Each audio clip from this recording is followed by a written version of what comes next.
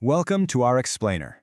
You know, if you've ever stared at a list of literary definitions and thought, wow, this is literally just reading a dictionary, well, you are definitely not alone. But today, we're flipping the script. We're going to look at these terms not as dry, abstract concepts to memorize, but as the actual, tangible nuts, bolts, and beams that writers use to construct the narratives we all love. Okay, here's our roadmap for today. We're looking at the building blocks, creating compelling characters, figurative language and style, the power of poetry, and finally, the elements of drama. Let's get right into it.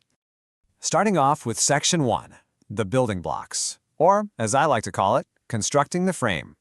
Think of this like framing a house. You simply can't build a narrative without a solid foundation, right? Every great story needs a plot, and that plot is driven by 5 distinct stages. We always kick things off with the exposition. That's where we get the essential background info, meet the characters, and figure out the setting. Then complications pop up, introducing the rising action and building that tension.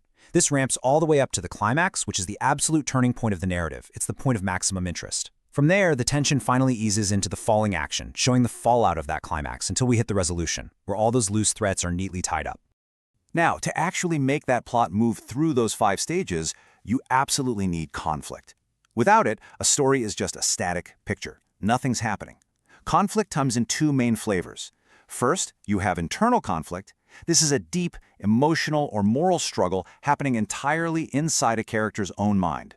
Then you have external conflict. This is where a character goes up against an outside force.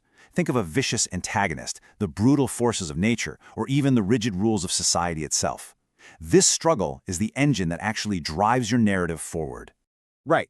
So you have this conflict, but where is it happening? That's where setting comes in. It's so much more than just a backdrop. The setting provides the atmospheric mood and the physical boundaries for your plot. It grounds us in the when and the where so we can fully visualize what's going down. Moving on to Section 2, creating compelling characters, where we actually populate this world we're building. So the house is built, but who lives there? I mean, what good is a beautiful world if there's no one interesting to inhabit it? Authors essentially bring people to life using 4 primary methods of characterization. They can just tell you directly what someone is like through the narrator's voice. They can describe their physical appearance. They can let the character reveal who they are through their own thoughts, speech, and actions. Or, and this is a really fun one, they can reveal a character by showing us what other people in the story think and say about them. It's a fully multidimensional approach to building a person from scratch. It's really all about knowing who's in the driver's seat. Your main characters are the absolute center of attention. They are the ones central to the plot. Minor characters, on the other hand, well, they aren't there to steal the spotlight. Their job is to support the plot, carry out the necessary action, and ultimately help us learn more about those main characters. Then we have character arcs, how these people actually evolve. We look at this by comparing dynamic versus static characters. A dynamic character goes through important, fundamental internal changes because of what they experience as the plot unfolds. They learn, they grow, or hey, maybe they completely fall apart. A static character? They remain exactly the same throughout the entire story. They go through the same plot, but they don't fundamentally shift who they are. And speaking of depth, writers also play with round versus flat characters. A round character is complex. They're highly developed, showing a full range of emotions, strengths, and weaknesses. Basically, they feel like a real flesh-and-blood human being. Flat characters are completely contrasted with that. They're one-sided, not very developed, and usually just have one defining trait or role that exists purely to push the plot forward. Okay, so we have all our characters, but whose eyes are we looking through? That brings us to point of view. You could go with a first-person narrator, where a character inside the story is talking directly to the reader, or you can step outside the action. A third-person omniscient view is like this all-knowing, godlike voice that can peek into the minds of every single character in the story. But if you want a tighter, more zoomed-in focus, you use third-person limited. That's an outside voice telling us what only one specific character thinks, feels, and observes. Next up is Section 3, figurative language and style. Think of this as the interior design of our story.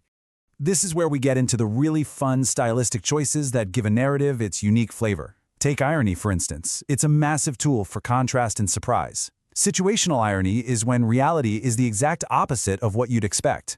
Think of a fire hydrant catching on fire. Dramatic irony is super thrilling because you, the reader, know a secret that the character is totally clueless about.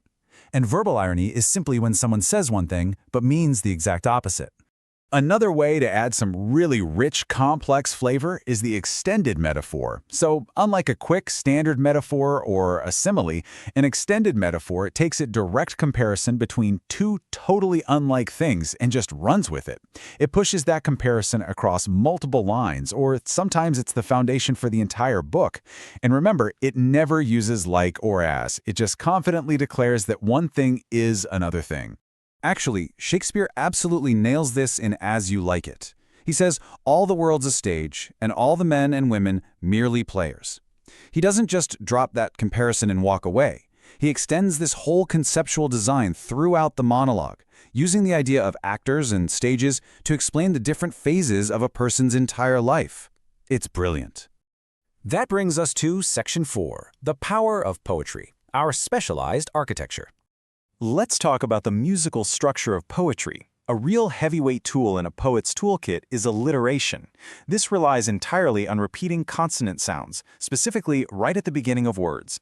It's a fantastic way to add emphasis, stitch lines together, and create this undeniable, captivating rhythm that just pulls you forward.